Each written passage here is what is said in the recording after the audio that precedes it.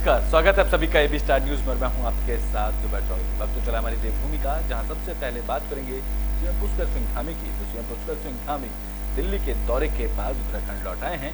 बता दें कि उनकी मुलाकात दिल्ली में नितिन गडकरी के साथ हुई, जहाँ उनसे बातचीत की गई। वैसे इस दौरान टनल और सड़कों के चौड़ीकरण को लेकर बात की गई। तो मुख्यमंत्री पुष्कर सिंह धामी हाल ही में अपने 3 दिवसीय दिल्ली दौरे से लौटे हैं। इस दौरान उन्होंने केंद्र से मिली सौगातों के बारे में जानकारी दी। सीएम धामी ने केंद्रीय सड़क और राज्य मार्ग मंत्री नितिन गडकरी से मुलाकात की और इसके बारे में बताते हुए कहा है कि राज्य को सड़कों के क्षेत्र में सीआईआरएफ के क्षेत्र में बहुत सी सौगातें मिली हैं। टनल और सड़कों के चौड़ीकरण को लेकर भी बात की गई। बता दें कि देहरादून, टेहरी और मसूरी में टनल निर्माण प्रस्तावित है। इसे लेकर भी सीएम धामी ने नितिन गडकरी से बात की। इसके अलावा यमुनोत्री गंगोत्री राजमार्ग अफजलगढ़ नजीबाबाद राजमार्ग को मंजूरी मिली है और सीधे तौर पर प्रदेशवासियों को कुमाऊं रीजन से ये जोड़ेगा। सड़कों के क्षेत्र में, सीआईआरएफ के क्षेत्र में बहुत सारी सौगातें हमको मिली और बहुत सारे हमने जो प्रस्ताव दिए थे उन सब पर हमको स्वीकृति मिली है। टनल है, रोड है, सड़कों के चौड़ीकरण है, उन सभी पर बात हुई है। चाहे आज वो हमारा यमुनोत्री गंगोत्री को जाने वाला विकास नगर होते हुए, डामटा होते हुए उत्तरकाशी का मार्ग हो, उस मार्ग के चौड़ीकरण की भी स्वीकृति मिली है। इसी प्रकार से अफजलगढ़ से सीधे नजीबाबाद आने वाला जो कुमाऊं गढ़वाल की कनेक्टिविटी को जोड़ने वाला मार्ग है। इसी प्रकार से ग्वालदम, सिमली, बागेश्वर और ज्वालजीबी तक जाने वाला 305 किलोमीटर का मार्ग है, उस मार्ग को भी जो है उत्तराखंड के पीडब्ल्यूडी विभाग को देने का हुआ है। इसी प्रकार से जो मसूरी की टनल है, उस टनल के लिए भी उन्होंने सैद्धांतिक रूप से अपनी सहमति प्रदान की कि जल्दी ही उसका भी जो है ऑब्जर्वेशन करवाकर उस पर जो है एनएचआई जल्दी से जल्दी काम प्रारंभ करेगा। ऐसे अनेकों प्रस्ताव हैं जो हमने वहाँ दिए थे। देहरादून शहर के लिए एक रिंग रोड जिसकी एक बड़ी डीपीआर यहाँ पर बनाई जा रही है, उस डीपीआर के संबंध में भी माननीय मंत्री जी ने हमने सकारात्मक रूप से कहा है कि आने वाले समय में जिस प्रकार से देहरादून शहर, मसूरी शहर, ऋषिकेश एक बड़ा वर्ग पूरे देश का यहाँ आज भी आ रहा है और वर्तमान में इस संख्या में लगातार वृद्धि होनी है, इसलिए यहाँ का ट्रैफिक ठीक रहे, यहाँ की व्यवस्थाएं ठीक रहें, उसके लिए भी जो है रिंग रोड का। तो उत्तराखंड में बारिश ने आफत मचा रखी है। इस दौरान 5 जिलों को लेकर ऑरेंज अलर्ट जारी किया गया है। तो उत्तराखंड में बादल आफत बनकर बरस रहे हैं। मौसम विभाग ने उत्तराखंड के 5 जिलों के लिए बारिश का ऑरेंज अलर्ट जारी किया है। नैनीताल, चंपावत, चमोली, पिथौरागढ़ और बागेश्वर में बहुत तेज बारिश होने की संभावना मौसम विभाग की तरफ से जताई गई है। मौसम विभाग ने बाकी जिलों में भारी बारिश की आशंका जताई है। साथ ही राज्य के कई जिलों में अगले 4 दिनों तक बारिश की संभावना जताई गई है। इस दौरान पहाड़ी इलाकों में सतर्कता बरतने की सलाह दी गई है और नदी नालों के आसपास रहने वाले लोगों से सावधानी बरतने की भी अपील की गई है। नमस्कार, मैं विक्रम सिंह, निदेशक मौसम केंद्र देहरादून से। उत्तराखंड के लिए मौसम की बात करें, एक्टिविटी थोड़ी ज़्यादा जो है कुमाऊं क्षेत्र में दिख रही है। तो कुमाऊं के हिल्स की अगर बात करें तो वहाँ हैवी से वेरी हैवी कल रहेगी और बाकी जो डिस्ट्रिक्ट है उसमें आप हैवी रेंस कह सकते हैं कि वहाँ पे भी मिलेंगी। तो कहीं ना कहीं 2 दिन जो एक्टिविटी अच्छी है प्रदेश में। तो जो भी लोग जो आवागमन कर रहे हैं बहुत सावधानी से करें, क्योंकि लैंडस्लाइड है या गाढ़ गदरों में पानी बढ़ना है, वो सब चीज़ें देखने को मिलेगी। और जो लोग हैं नदी नालों के आसपास रह रहे हैं उनको काफ़ी सतर्क रहना है। तो कहीं ना कहीं 2 दिन में कहूँगा फिर से जो है अभी एक्टिविटी बढ़ रही है, तो सतर्क रहने की ज़रूरत रहेगी। तो ऑरेंज वार्निंग भी आज और कल के लिए रखी गई, जो डिस्ट्रिक्ट मैंने बोले हैं विशेषकर, और बाकी जो डिस्ट्रिक्ट हैं उसमें भी भारी वर्षा रखी गई है। तो 2 दिन के लिए वार्निंग भी इसी तरह है। तो यही मैं कहना चाहूँगा कि लोग जो भी हैं नदी नालों के आसपास रहते हैं वो काफ़ी सतर्क रहें, जल स्तर बढ़ेगा। और इसी तरह जो लोग आवागमन कर रहे हैं तो वो भी काफी सतर्क होकर आओ। तो ब्रिटेन में बात हरिद्वार की कर लेते हैं, जहां मनसा देवी की पहाड़ी खतरे की जद में है।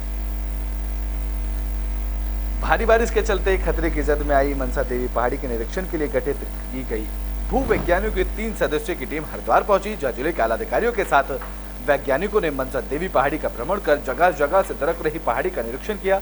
शुरुआती जांच में ब्रह्मपुरी मनसा देवी पैदल मार्ग और हिल बाईपास का बारीकी से निरीक्षण किया गया। दरअसल मनसा देवी पहाड़ी चिकनी मिट्टी के पत्थरों से बनी हुई है जो पानी से जल्दी घुलने लगते हैं, जिसके चलते हल्की सी बारिश में ही मनसा देवी पहाड़ी से भूस्खलन शुरू हो जाता है। हालांकि टीम का कहना है कि मनसा देवी पहाड़ी को फिलहाल कोई खतरा नहीं है, क्योंकि मनसा देवी मंदिर ठोस चट्टान पर स्थित है। इस दौरान टीम के आला अधिकारियों से बातचीत की गई, जहां अधिकारियों ने टीम को बताया है कि इस बार बारिश में मनसा देवी पहाड़ी से भूस्खलन हुआ, यहाँ की आबादी क्षेत्र खतरे की जद में आ गए। वहीं बनाए जा रहे नए मकानों में भी क्षेत्र में बड़ा खतरा बढ़ रहा है। यही नहीं, मनसा देवी पहाड़ी के नीचे से गुजर रहे रेलवे की 2 सुरंगें भी खतरे की जद में हैं। अचानक पहाड़ी से गिरा मलबा रेलवे ट्रैक पर आ जाता है और टीम इस मौके पर अधिकारियों से पूरी जानकारी ले रही है और ली भी गई है। के पीछे जो बहुत हैवी रेन हुई है हरिद्वार में, तो मनसा देवी वाला जो हमारा पैदल ट्रैक है प्लस उसकी जो साथ की जो कनेक्टिविटी जो हमारी हिल्स है उसमें काफ़ी बड़ी मात्रा में स्लाइड हुआ है। तो उसी क्रम में आज जो हमारे CBRI के डायरेक्टर साहब आए हैं और GIS की टीम आई है, उनके साथ सारे पॉइंट का विजिट कर लिया गया है कि जहाँ जहाँ स्लाइड हो रहा है और जहाँ जहाँ जो एक आबादी के साथ का जो लगता हुआ एरिया है तो जहाँ इमीडिएटली ट्रीटमेंट किया जाना है, तो सभी जगह आइडेंटिफाई कर ली गई है। और बाकी जो भी एक्सपर्ट टीम की एडवाइस रहेगी तो उसके अकॉर्डिंग DM सर के चीज़ों को नॉलेज में लाके उसका ट्रीटमेंट करवाएंगे। सर पिछले दिनों आप आए थे खुद कावड़ मेले के जो पहाड़ के तरह मनसा देवी का, उसको देखते हुए कुछ चर्चा नहीं, देखिए इस बार जब कावड़ मिला था तो हम लोग होपफुली उम्मीद कर रहे थे कि जो हमारा हिल बाईपास है बहुत अच्छा मेंटेन रहेगा, बट उसके बाद जितनी बड़ी स्तर पर बारिश हुई है, क्योंकि जनरली हम लोग देखते हैं कि 1 ईयर में कम से कम 400 से 500 mm बारिश होती है हरिद्वार में, लेकिन इस बार ही विदिन 10 to 15 डेज में 300 से 400 mm बारिश। अभी तो हम सबसे पहले ना एक इंस्पेक्शन करेंगे कहाँ कहाँ किस किस पॉइंट में प्रॉब्लम है और स्लोप इंस्टेबिलिटी देखेंगे क्यों हो रहा है, और उसके बाद एक रिपोर्ट बनाएंगे और रिपोर्ट जो है हम उत्तराखंड गवर्नमेंट को सबमिट करेंगे हमारे डिपार्टमेंट में। फिर हम देखते हैं कि इस पे क्या क्या एक्शन लिया जाए, कैसे इसको स्टेबलाइज किया जाए। इस टीम में कौन कौन लोग हैं? अभी मैं डायरेक्टर उत्तराखंड लैंडस्लाइड मीटिंग। तो उत्तराखंड में बीजेपी को बड़े झटके लगने की तैयारी है। बता दें कि उत्तराखंड में बीजेपी के पूर्व विधायक कांग्रेस में शामिल होने की संभावना जताई गई है। तो बीजेपी के पूर्व विधायक राजकुमार ठुकराल के इन दिनों कांग्रेस नेताओं से नजदीकियां बढ़ती जा रही हैं। बीते रोज पूर्व विधायक राजकुमार ठुकराल अचानक देहरादून में कांग्रेस के प्रदेश मुख्यालय पहुंचे, जहां पहले ही कांग्रेस के वरिष्ठ नेता और पूर्व मुख्यमंत्री हरीश रावत मौजूद थे।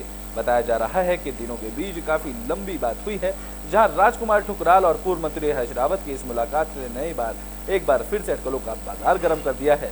इस मुलाकात से राजकुमार ठुकराल के कांग्रेस में आने की चर्चाएं तेज हो गई हैं और इससे पहले कांग्रेस के वरिष्ठ नेता और नेता प्रतिपक्ष यशपाल आर्य भी रुद्रपुर में राजकुमार ठुकराल से मुलाकात कर चुके हैं। तभी से राजकुमार ठुकराल के कांग्रेस में जाने के कयास लगाए जा रहे हैं। बता दें कि राजकुमार ठुकराल उधम सिंह नगर जिले के रुद्रपुर विधानसभा सीट से बीजेपी के विधायक रहे हैं। हालांकि साल 2022 के विधानसभा चुनाव में बीजेपी ने राजकुमार ठुकराल को टिकट नहीं दिया था। बीजेपी के टिकट नहीं मिलने पर ठुकराल ने निर्दलीय चुनाव लड़ा था, लेकिन वो बीजेपी के उम्मीदवार के आगे हार गए थे। तभी से उनके और बीजेपी के बीच आई दरारें कम होने का नाम नहीं ले रही हैं और अब बढ़ती ही चली जा रही हैं, जिसके बीच ये कयास लगाए जा रहे हैं कि राजकुमार ठुकराल कांग्रेस में जा सकते हैं।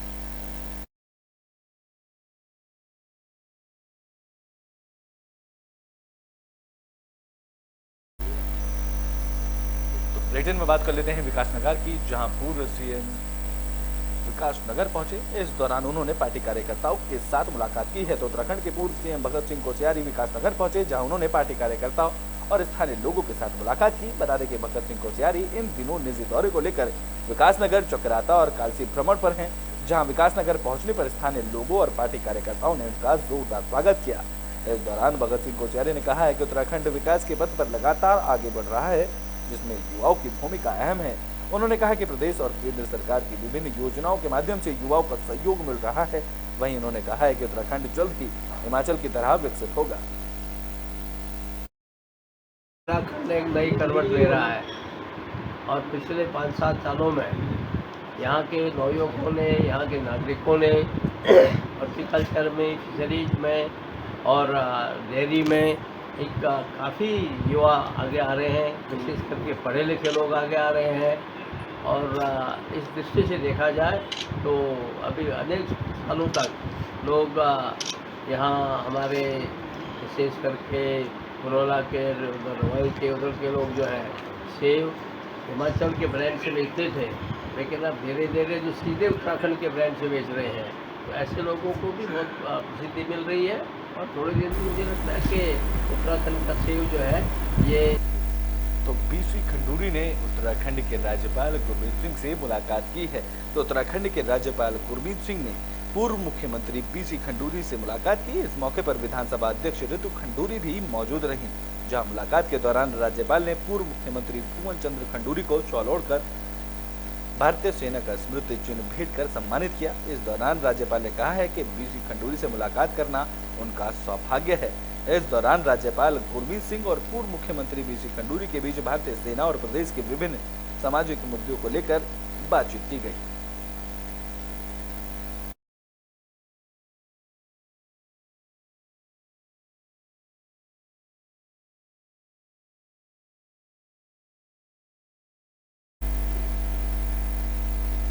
बुलेटिन में बात कर लेते हैं डोईवाला की इंटीग्रेटेड योजना की। बता दें कि डोईवाला की इंटीग्रेटेड टाउनशिप योजना पर कांग्रेस ने कई सवाल खड़े किए हैं। तो डोईवाला में इंटीग्रेटेड टाउनशिप योजना पर कांग्रेस ने सवाल उठाए हैं। स्थानीय लोग भी इस मुद्दे पर विरोध प्रदर्शन कर रहे हैं। दरअसल प्रदेश के शहरी विकास मंत्री प्रेमचंद अग्रवाल ने इस पर सफाई दी है। उन्होंने कहा है कि बिना किसानों की अनुमति की योजना को लागू नहीं किया जाएगा।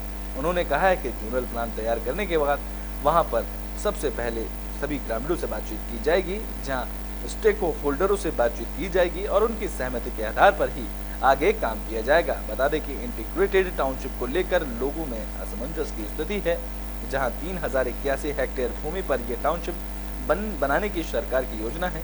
बता दें कि 3081 हेक्टेयर जमीन में से 747 हेक्टेयर जमीन सरकारी है, जबकि 2334 हेक्टेयर जमीन किसानों की है।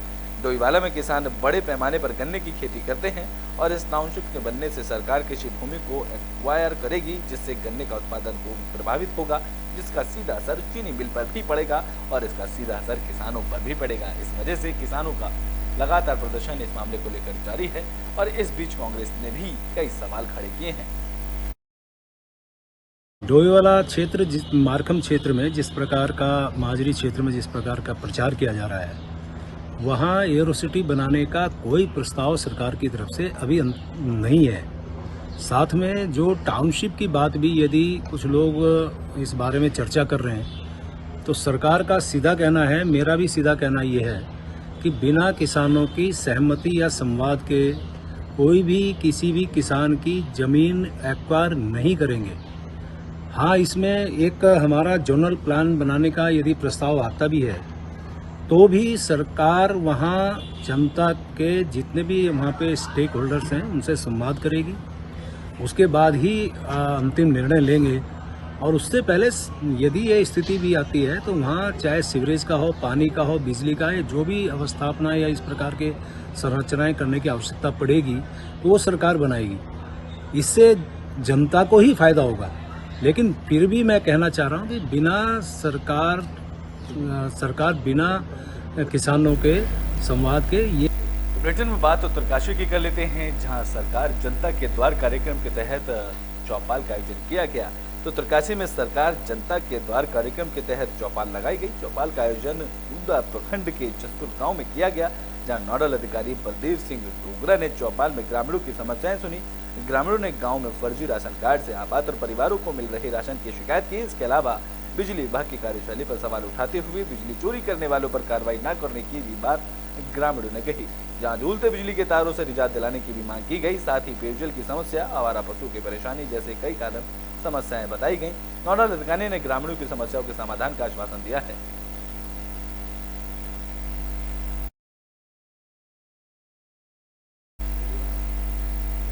बुलेटिन में बात कर लेते हैं उत्तराखंड में नए रूल की। बता दें कि अब उत्तराखंड में अगर डॉगी पालना है तो रजिस्ट्रेशन कराना पड़ेगा। डॉगी पालने वाले के शौक को लेकर ये नई कायदा शुरू हुई है, जहां डॉगी पालने का शौक है लेकिन नगर निगम में उसका रजिस्टर नहीं है तो उत्तराखंड में अब आपको 500 रुपए का चालान भी कर सकता है। इसके लिए नगर निगम की टीम गठित करने जा रही है। ये टीम शहर की सोसाइटीज में जाकर छापा मारेगी और उन लोगों पर कार्रवाई करेगी जिन्होंने पालतू डॉगी का रजिस्ट्रेशन नहीं कराया है। नगर निगम की टीम ने शहर की 60 सोसाइटियों को नोटिस जारी कर डॉगी का रजिस्ट्रेशन कराने की अपील की है, जहां चालान काटने के बाद रजिस्ट्रेशन कराने के लिए 3 दिन का टाइम भी दिया जाएगा। इसके बाद भी रजिस्ट्रेशन न कराने पर नियम पर सख्ती से कार्रवाई करेगी। बता दें कि नगर निगम में 5000 डॉगी का रजिस्ट्रेशन पहले ही हो रखा है और इनमें से 3400 का रजिस्ट्रेशन पिछले साल हुआ था, जिसको लेकर लगातार नगर निगम की टीम जागरूक भी करती नजर आ रही है। अभी हमने अप्रैल में ही सारी सोसाइटीज़ को नोटिस भेजा था। नोटिस कह लीजिए या उसे हमने एक तरह से उनको जागरूक किया था कि आपके जितनी भी रेजिडेंट हैं आपकी रेजिडेंट वेलफेयर एसोसिएशन के तहत जितने भी रेजिडेंट हैं जिनके पास पेट हैं उनको आप प्रेरित करें कि वो बिना लाइसेंस के आपकी सोसाइटीज़ में डॉग ना रखें। तो वहाँ के अध्यक्ष और सचिव को हमने चिट्ठियाँ भेजी थी और उसी क्रम में काफ़ी लोगों ने लाइसेंस बनवाए भी हैं।